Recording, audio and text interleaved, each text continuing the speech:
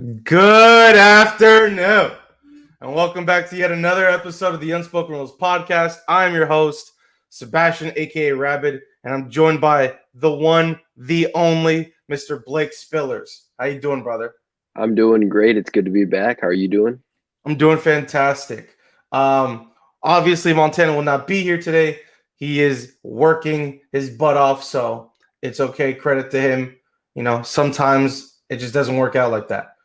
But we got a few things to cover today. Obviously, breaking down that game last night, the Milwaukee Bucks taking on the Phoenix Suns in Phoenix, and ultimately the Phoenix Suns taking a 2-0 lead.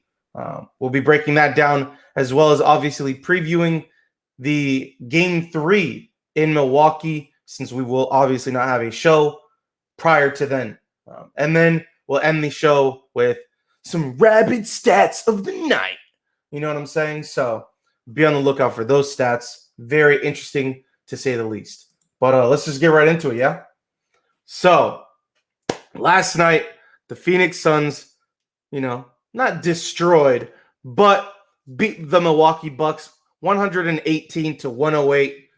A little bit of stats I guess we could talk is Giannis ultimately having 42 points, 12 rebounds, on 15 to 22 shooting, 40 minutes. The man's knee is just, I guess he's just a robot at this point. The fact of the matter that he's capable of doing all of this while having, that gruesome injury that I thought was an ACL tear.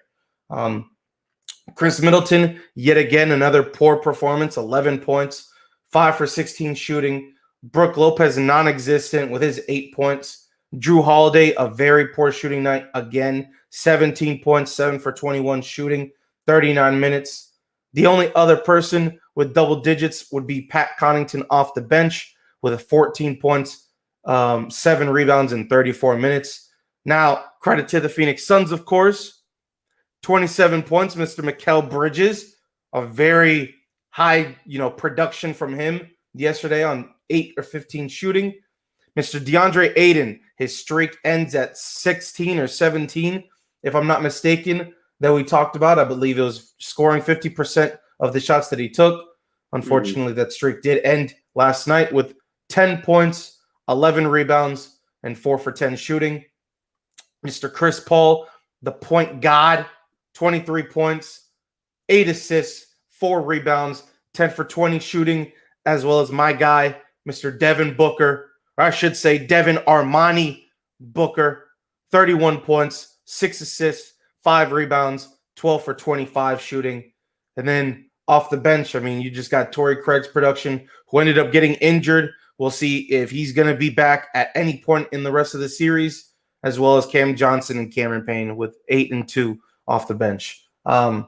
Is this series over, or do you think now going back to Milwaukee will come out and hopefully produce, a better team game overall?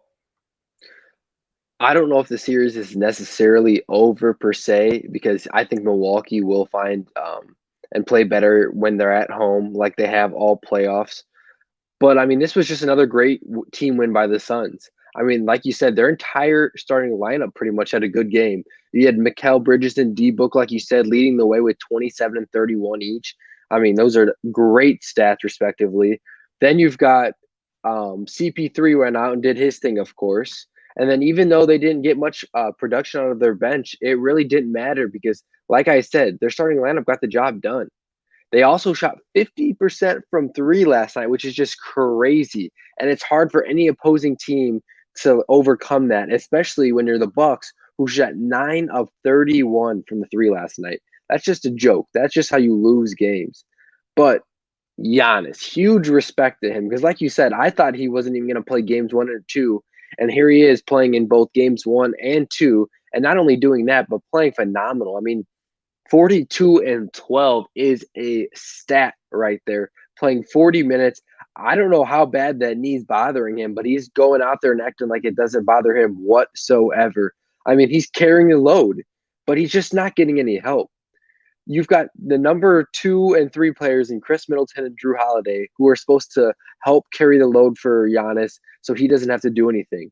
Let's go. Like, what happened to them in like games 5 and 6 in Atlanta? They went crazy. They both played really well. They played aggressive. They were knocking down shots. And now they're not playing anywhere near that. They're not playing anywhere close to what they did. They don't look like they're confident out there. They can't knock down shots. And Giannis is stuck having to carry the entire load when, as we've seen so far in games 1 and 2, you can't do that to win games. The Suns are winning by having multiple players play extremely well, by playing like everyone's playing well. Like I said, it was a great team win. Giannis is the only one really playing well for the Bucks so far. But I expect them to show out a couple games this series because, like we've seen in the past, Chris Middleton and Drew Holiday, even though they've been inconsistent, they have had a couple good games in each series. So I expect that to happen in either game 3 or 4. I think the Bucks are going to at least win one of those games at home. I don't think this is a 4-0 sweep. But with that being said, I think like I said, the only consistent player has been Giannis. And I think, honestly, if they don't get more consistency out of the rest of those players, we could see a gentleman's sweep. We could see a 4-1 here, but I don't see a complete sweep happening. I expect them to come out and at least win one of the games at home. Sebastian. Yeah, I'm no, so it's all used good. to, yeah. You're good. Honestly, I don't. Yeah, like the question was, is this series over? I don't think this series is over. So far, this series kind of reminds me of the Brooklyn Nets one. They went down 0-2 to the Nets originally with poor performances from everybody around, and then ultimately that game 3, they just needed to go back home.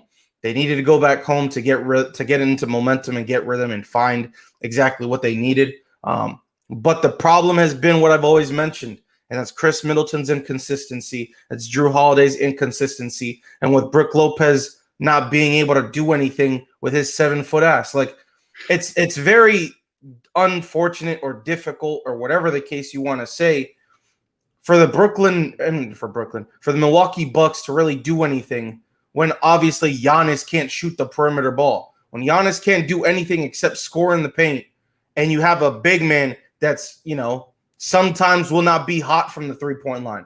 What else are you going to do? So that's why you saw Bobby Portis play 5 minutes and only get 2 points. I called it. We're not going to see that type of performance from Bobby Portis ever again. We're not going to see that type of performance from Brook Lopez ever again, because if Giannis plays, they're not going to be able to attack the rim at ease. They're not going to be able to sit doing what they did in those games. So without Giannis, it's a completely different Milwaukee Bucks team. With Giannis, you're expecting him to score most, if not all of the points potentially in the paint and whatnot. So, I know Charles got a lot of backlash from saying that comment about, the Bucks really needed Giannis to get injured for them to really find themselves as a team, as well as ultimately getting that momentum and that motivation they needed from their role players and their key players to really score the ball at ease. But once Giannis came back, it kind of just threw their whole game off, because it's like, with poor performances from Chris Middleton, with struggling performances from Drew Holiday, yes, you got your beautiful performance from Giannis, but you're not getting anything from anybody else. So I don't know if it's the fact that they're missing Dante DiVincenzo. That could be one thing, providing that rock and that scoring ability off, I guess not really off the bench, but as another piece on the perimeter. But it's just very unfortunate. Now, when it comes to the Suns, obviously, I've been riding, I guess, the coattails, if you want to say, but this team is one of the most consistent teams. My only problem is what one of the broadcasters said last night, and that's with these injuries to Dario Saric, because he tore his ACL, and Torrey Craig, which we don't know exactly what it is, are these going to be huge, impactful injuries to this squad in the sense of depth? Because one of the biggest things the Phoenix Suns team had was depth and the ability of having scoring potential and defensive ability from their bench, basically. When Jay Crowder gets in a foul trouble, they rely on Torrey Craig, or they rely on Dario Saric to come in and provide a little bit of minutes. With Mikal Bridges, the same thing. You know what I'm saying? So it's just very unfortunate, and it's going to be very interesting to see what Monty does. Does he cut this rotation? Does he drop it to 8? Does he go to 7? Like, does he this just become a smaller rotation in the sense of their roster? And does that mean that bodies are going to be tired? Or are Jay Crowder going to have to drop 40 minutes a night? Mikal Bridges is going to have to drop 42 something minutes a night, whatever the case may be. So it's just going to be very interesting to see, to say the least. But I think those injuries may not affect them too much, but it's still definitely going to be something to see how they can fight through. Hopefully, Torrey Craig's injury is nothing too crazy. Maybe take a game or two off. But I know Saric obviously tore his ACL, like I said. So, well, they're just going to have to get over that hurdle and move forward. But they're the most consistent team in the NBA, like I've mentioned. I'm happy for Devin Booker. I'm happy for CP3. DeAndre had one bad game. I'm not expecting him to, have another one. But credit to Mikal Bridges, bro. The man came out and he sniped. I think this stat was that I have. The Suns finished with 8 threes in the first quarter, the second most in a quarter in finals history. But the Bucks won the paint battle 20-0, tied for the second best differential in any playoff quarter over the last 25 seasons. So I obviously got more stats, but we could talk about that later. It's just crazy to me that they had those 8 threes to start the game. It just really, to be honest with you, after that first quarter, I did not expect anything else from the Milwaukee Bucks. I thought that game was pretty much over, but I mean, then Phoenix just went on a mission that second quarter. So I don't know. Is there anything else you want to talk really talk about? I mean, that second quarter was the difference because the Bucks won the first quarter and the third quarter, and then the fourth quarter was tied. So the Suns only won that one quarter, but guess what? They made the most of it. Yeah. But like you said, you brought up the injuries, and like losing Saric and losing Craig is going to be huge for the Suns because that gave them a huge bolster off the bench. But I expect Cameron Johnson to get more minutes and for him to step up because he can knock down shots. He plays decent defense, and he knows how to play his role, and I think that's perfect. Yeah. That's like we've said this all playoffs. The Suns players know how to play their roles to a perfection, to a T, and that's why they're the most consistent team. And that's why we've been saying it for the last couple of weeks. The Suns are the most consistent team in the playoffs. They have been. But with that being said, we both kind of mentioned it earlier. I don't think this is completely over yet. If they can somehow find what they had in games 5 and 6 without Giannis, and then pair that with Giannis, I mean, this is a dangerous team. I'm not going to say they're down 2-0. It's going to be tough to take themselves out of this hole that they've dug themselves in. But if they start getting consistent play from those two, the series could turn around real fast. No, 1,000%. But that's really all they need is that momentum to just build. Now, I'm hoping that they can win game 3. Like I said, this could be a similar Brooklyn Nets series. But the way that it seems and the way that it's going, even though I'm saying that this series is not over, like game 3 is a must win for the Milwaukee Bucks. If they do not win, which we can, preface in a little bit and preview, if they do not win at all and they go down 3-0, at that point, I might have to say this might be a 5 or a 5-game series, maybe even a gentleman's sweep. Or no, not a gentleman's sweep, sorry. But a freaking, but I don't know, bro. This kind of just has me thrown off because I was really expecting a series in 6 by the Phoenix Suns, and I was expecting this to be split 1-1 going into game 3. But the fact that the Suns are up 2-0 kind of throws me off a bit. But let's just preview game 3 as this game is on Sunday at 8 p.m. Eastern in Milwaukee, of course. You want to start and just go with game 3? Sure. We mentioned it a lot. Drew Holiday and Chris Middleton need to step up. But other than that, the Bucks just need to shoot the ball well from the 3-point line. They need to shoot it a lot better because, as we saw, that is what ruined them. That is what beat them. I mean, the Suns I mean, both defensively and offensively. The Suns shooting 50% and them shooting, like I said, like 9 for 31. You can't win games with that kind of differential at the 3-point line. So they definitely need to start shooting the ball better, but they just need to trust themselves. I think the crowd's going to get them back into it. We saw them get rejuvenated in that Nets series when they came back home. The crowd is electric in Milwaukee. I mean, those fans are going crazy inside and outside the stadium, and I really think that helps the Bucks. I really think that gives the Bucks allowing themselves to get to that next level that they just haven't been able to reach in games 1 and 2. And I think they can still reach that level. And I know we keep preaching consistency, consistency, consistency, but at this point, I don't think we can expect that. I don't think. I mean, we're in the finals right now. If we haven't seen consistency from those two, Drew Holiday and Chris Middleton, yet, why should we expect them to change all of a sudden? And I don't see them changing, and that's why I think that this series is probably going to end in 5 or 6, at 6 at the most. I thought this series went 7 because I thought the Bucks had enough talent. I thought that they were going to come out. I thought Giannis would come. I didn't even think Giannis would play games 1 and 2, and I thought that this series would still go 7. But we're just not seeing what we saw in games 5 and 6 in Atlanta. And with that being said, I don't even know who to pick. I want to say the Bucks will win because they're going to draw off the crowd, but this might be, sadly, their only win in the series. Game 3, I think the Bucks do win, but I'm calling it. I think the Suns win in 5. Game 3 is the only win for the Bucks. No, yeah, it's gonna come down to what we've said time and time again from this team in particular, consistency. You know, I don't know what else to say but that. If they can somehow, like you said, come out with a 5 and 6 game type, you know, this team is absolutely one of the greatest teams in the NBA. You know, we're just not seeing that.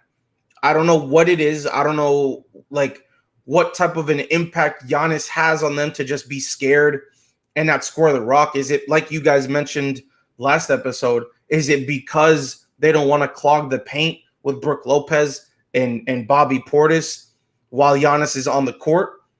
Or what is the problem with their bigs to prevent them from scoring like they did without Giannis playing, you know?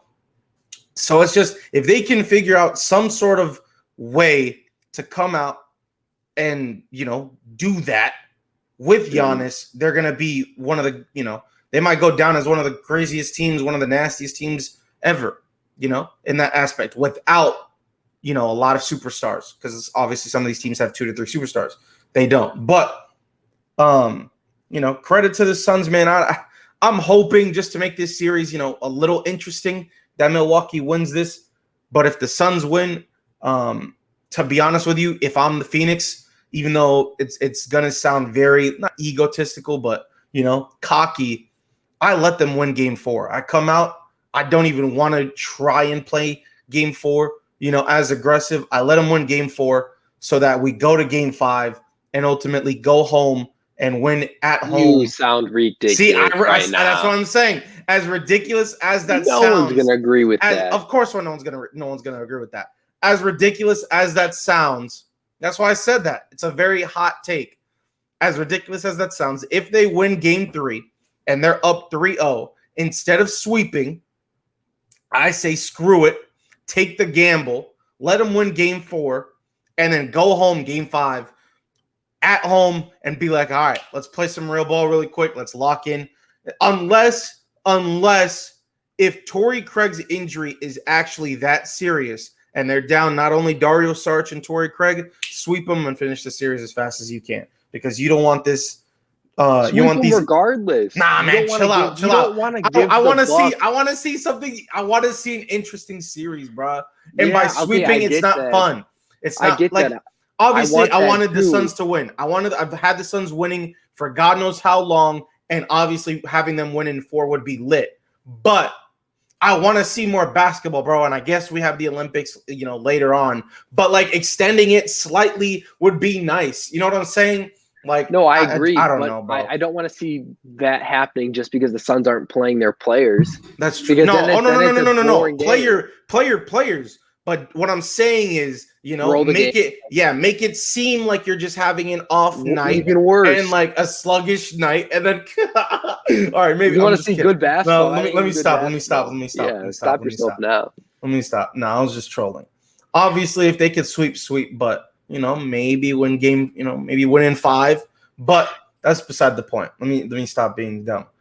I don't know, bro. This Milwaukee team, they could be so much better. They have so much potential. But unfortunately, it's just not going their way offensively. Defensively, they're getting stops to say the least on some players, but they're just I don't know, bro. It's very unfortunate to say the least. I'm going to leave this. Go ahead.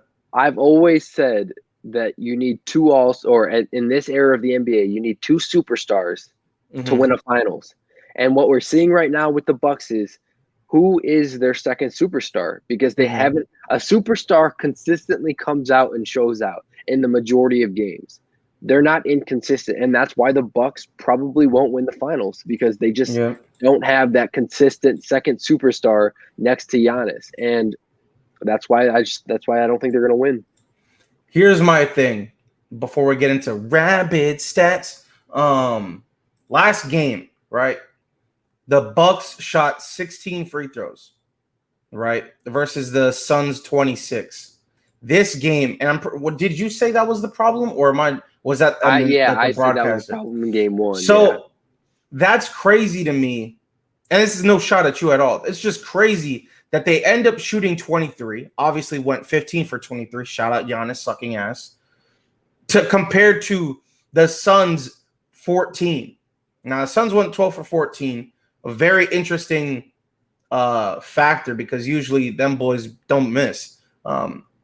So it's just crazy that it was 23 to 14 in that comparison of free throws, and it still was not a factor because of their missed free throws. It's just a continuous thing when it comes down to it. The most easiest point in all of basketball is not taken advantage of. We're seeing it obviously with the Suns, probably one of the best free throw shooting teams left, obviously, between the two. And like, it's just very sad that if you come down to it, that's like what? That's 7 points, maybe gives a little bit of a momentum push or momentum switch in the game late. So it's just a very unfortunate, to say the least, that they don't have this opportunity to win ball games, because ultimately Giannis's free throws, although he went 11 for 18, it's not good enough, bro. It's not good enough. So we'll see how that affects them moving forward, if it does at all. But let me pull up these stats that I have as we move on to, I guess, the last topic of the day, in the sense of just talking about stats that I have. So the very first stat that I want to talk about, Giannis is shooting 19.3%, 11 for 57 from 3 in the playoffs. He is currently one of 4 players to shoot worse than 20% from the 3-point line in a single postseason, minimum shooting of 55 attempts. Your thoughts?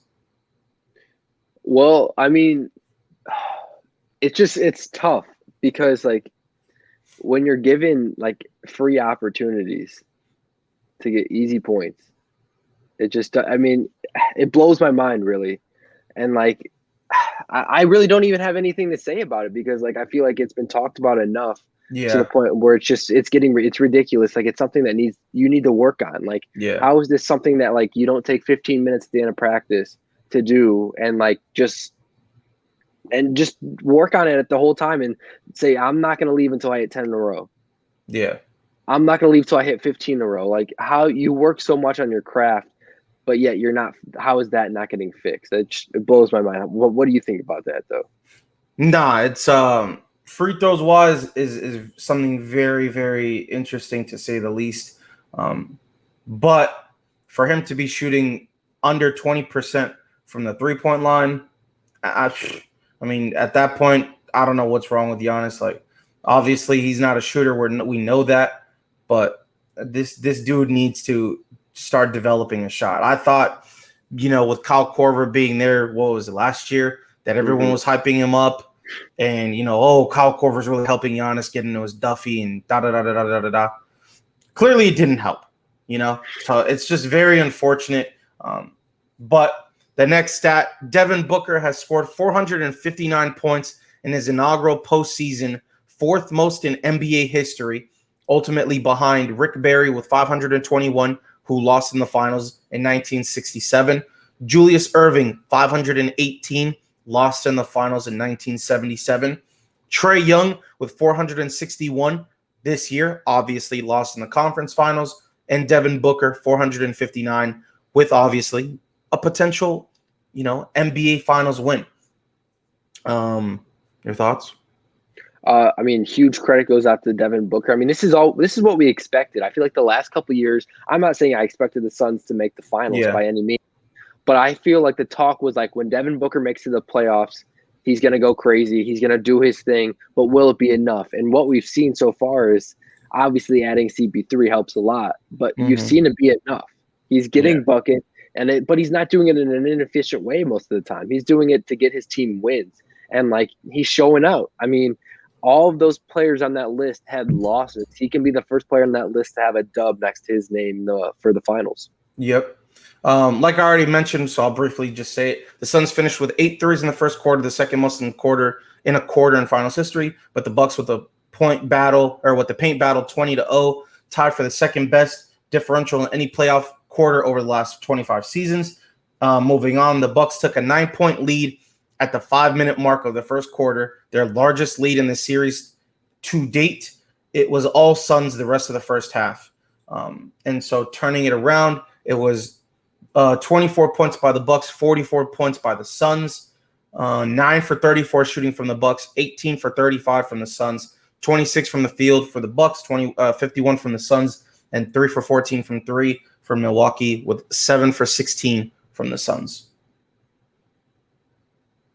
No, I mean, it just shows the Suns they're playing better. I mean, the Suns they're just playing better. I mean, there's nothing else to say about that. I mean, the Bucks have the talent on paper to compete with the Suns, but they're just not. Their players aren't showing up. There's not much else to say. I don't know how much blame needs to get put on Mike Budenholzer. Is he not getting the troops ready? Is he not pumping them up enough? Is he not getting them hyped for these games? But at the same time, like, it's the NBA Finals. Should the coach really have to do that? I feel like these players should already have that kind of mentality, and we're seeing Giannis have it, but we're just not. The rest of the Bucks players they're not playing well. It's just simple as that. Giannis Antetokounmpo has his 10th game this postseason with at least 30 points and 10 rebounds. He joins Shaq, Hakeem, Elgin Baylor, Kareem, and as the only players with 10 such games in a postseason. Giannis scored 20 points in the third quarter. I think you might like this stat. That's the most in the finals quarter since Michael Jordan scored 22 in 1993, also versus the Suns. Well, I just think that we've said it. We both said it. Giannis is the only consistent piece on this team. He's the only true superstar. He's been playing his heart out, and he's been doing it well. I mean, it's not like he's just going out there playing hard. I mean, he's scoring, 42 and 12. I mean, that's in 40 minutes. I mean, he's not only playing, he could be out there on one leg for all we know. We don't really know what the pain is, but what I do know is what injury he had. And he hyperextended that, and he was in extreme pain when that happened. That doesn't just go away overnight. There was a reason that he wasn't playing at the end of that Hawks series. There's a reason nobody thought he was going to be playing in game one. It's because it was a serious enough injury that has enough pain that usually held players out. But Giannis is showing it doesn't matter. He's trying to carry this team. He wants a ring so bad from Milwaukee, and it shows out there. But no one else is showing up for him. But Giannis is a beast. I mean, he's joining a list of players of one player. I mean, Michael Jordan. And in that 1993, what did he do? He won that finals. Sadly for Giannis, we're not seeing the same result, but he's putting up superstar numbers, that's for sure. Absolutely. Devin Booker and Chris Paul have combined to score 113 points through the first 2 games of the NBA Finals. That's the most by a starting backcourt in the first 2 games of the Finals since starters were first tracked in 1971. Wow. I mean, that's just nuts to think about because of how many great backcourts we've seen in NBA Finals history, and they have the most points. I mean, that's nuts to think about. I mean, but I mean, they've been the ones showing out. I mean, CP3 went crazy in game one, and D Book did his thing still. And in this game, D Book had a really good game, and CP3 went and did his thing. And I expect that stat to probably fulfill for the how many games this goes, whether ends up ending in 4 or 5 or however far Milwaukee decides to push this series. I think they're going to have the record, because I don't think there's going to be a night right now where Devin Booker and Chris Paul aren't going to go out there and just ball. I think they want this ring so badly. I think they want it more bad than anyone on the court. Giannis right by them probably in wanting it, but they're just going to go out there and ball, probably each score at least 25 plus each a night. And we're going to see them continue to go out there, like I said. Nah, 100%. I got 4 more stats, and then we can obviously end the show. The Padres overcame an 8-run deficit versus the Nationals, tied for the longest comeback in franchise history. San Diego is now 3 for 478, which is a .006%, whatever the crap, when trailing by 8+ runs. I mean, coming back from down 8 runs is insane to do. I mean, like, shout out to the Padres. There's a reason that percentage is so low, and it's going to be low for every single franchise, because you don't usually come back from down 8 runs. It just does not happen every day. But guess what? I mean, they kept going out there, scoring a couple runs, that's all you got to do. I mean, I saw, sadly, the Cubs did it the other night. They were up 7-0 in the first inning, and they decided to go out and lose by 8. I mean, it's baseball. Anything can happen. That's why you've got to go out there and play hard every single inning, because guess what? It takes one strong inning from a team, and get your 8-run lead disappears just like that. No, 100%. Quick notable fact: on this day 10 years ago, Derek Jeter hits his 3,000th career hit off Rays pitcher Mr. David Price. Jeter ends up finishing with 3,465 hits, all in a Yankee uniform. The second most by a player to spend his entire career with one team. I mean, Derek Jeter is a GOAT. I mean, there's no other way around it. He is GOAT, and I mean, it's just crazy to think that was 10 years ago. Because like I remember watching him play. I remember him getting that 3,000 hit. So it's crazy to think that it's been 10 years since we've seen that, and obviously it's been a little shorter of time, but it's still a long time since Derek Jeter's been in uniform, which is just crazy to think about. All right, Padres reliever Daniel Camarena, hit a grand slam off of Mr. Max for his first career hit last night. He joins Bill Duggleby, whatever. I'm so sorry for butchering these names. 1898 Phillies are the only 2 pitchers with a grand slam for their first career hit. I mean, that's just nuts. I mean, that's like a pitcher's dream to just go out there and hit a nuke. Like, that's all they want to go out there for. Either go out there, not swing the bat, or go out there and swing as hard as they can and hope to God they get contact. And then to not only for your first career hit to be a grand slam, but a grand slam to pretty much win the game. I mean, that's nuts. I mean, I couldn't imagine like what's going through that guy's head right now. I mean, hitting from a major league, that's just crazy. I mean, there's nothing else to say. I mean, you're down 8 runs. You come in there as a pitcher. You don't even have a hit in your career. I don't know what's going through your head when you're going up to bat. You're like, oh, here we go. I've never gotten a hit. Probably not going to start here. And then he just goes out and hits a grand slam. I mean, that's just nuts. Nah, it's crazy to say the least. Looking at some of these stats just blew my mind. All right, this last one, and then we can obviously end the show. The Suns are the 36th team to take a 2-0 series lead in the finals. Only 4 teams have come back from 2-0 down in the finals. Most recently, the 2016 Cavaliers versus the Warriors. The Miami Heat versus the Dallas Mavericks in 2006. And the Trailblazers and the 76ers in 1977. And the Celtics and the Lakers in 1969. 4 for 31 all-time series win-loss after down 2-0. Well, I think we're going to see another loss for the Bucks in that category, because I think the Suns are going to win this one out. They're up 2-0 for a reason. They've just been the better team. They've been way more consistent. Like we've already kind of talked about this for a while now. the Bucks just don't. I don't think the Bucks just don't win the series. I think even if they find some life out in Milwaukee, I think right when they go back to Phoenix, Phoenix is gonna put an end to all the madness. They're gonna, even if Milwaukee wins the next 2 games, which I don't think is gonna happen, I still think the Suns win this series, no doubt in my mind. I don't think Milwaukee can win in Phoenix, and I don't see it happening. So yeah, I mean, I expect another loss in that category for teams that are trailing 2-0. Absolutely. It's very unfortunate to say the least. Obviously, I love my Miami Heat being up there.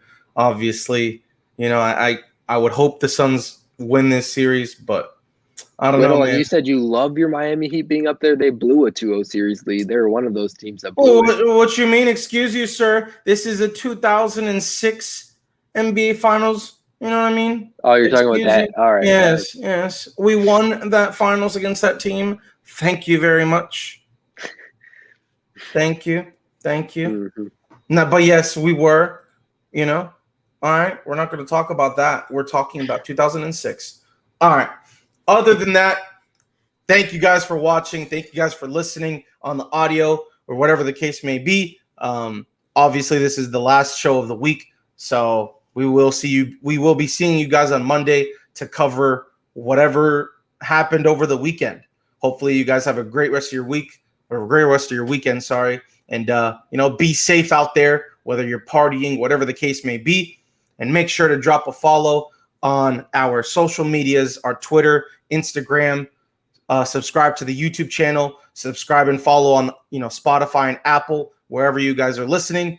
And, Blake, where can they find you? They can find me at Blake Spillers on everything. And you guys can find me on Rabid FL on all social media platforms. Other than that, it's been your boys over here at Unspoken Rules Pod. And we're out. Stay safe. See you guys.